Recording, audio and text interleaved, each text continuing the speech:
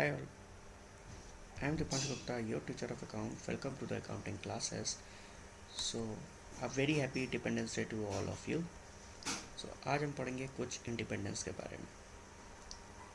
So, जैसा कि मैंने पिछली वीडियो में आपको समझाया था अकाउंटिंग व्हाट इज़ गैप, तो उन्हीं के गैप्स के पार्ट्स को आज समझेंगे अकाउंटिंग कॉन्सेप्ट्स के बारे में. On the basis of which financial statements of a business entity are prepared and certain concepts are perceived, assumed and accepted in the accounting to provide a unifiable structure and internal logic to accounting process.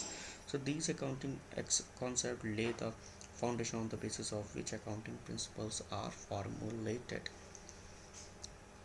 Means इसका मतलब ये है कि जब भी कोई business चालू करते हैं तो ये अज्यूम करते हैं कि ये बिजनेस चलता रहेगा, बंद फ्यूचर में नहीं होगा. और बिजनेस चलेगा तो पैसा कितना लगेगा, अगर पैसा कितना लगेगा तो उस पीरियड एक पर्टिकुलर पीरियड चूज़ करते हैं और उसमें ये देखते हैं कि उस पीरियड में क्या कॉन्सेप्ट रहता है. ये होते हैं एक normal accounting concepts. Going to the next video, next slide, accounting principles. Accounting principles are the body of doctrine commonly associated with the theory and the procedures of accounting, serving as explanation of a current practice and as a guide for the selection of the convention and the procedures where alternative exist. So इसका मतलब ये है कि accounting concepts जहाँ होते हैं उसके बाद ही accounting principles आते हैं.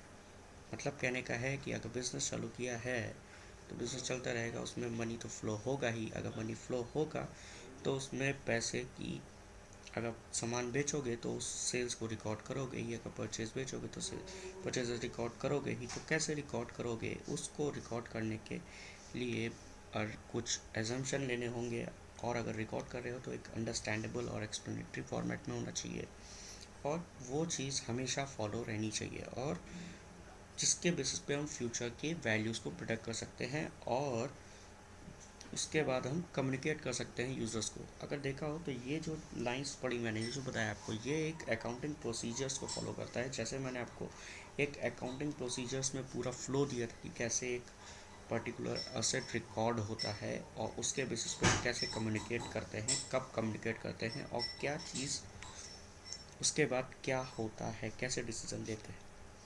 सो वही मतलब है इसका यहाँ पे इसका.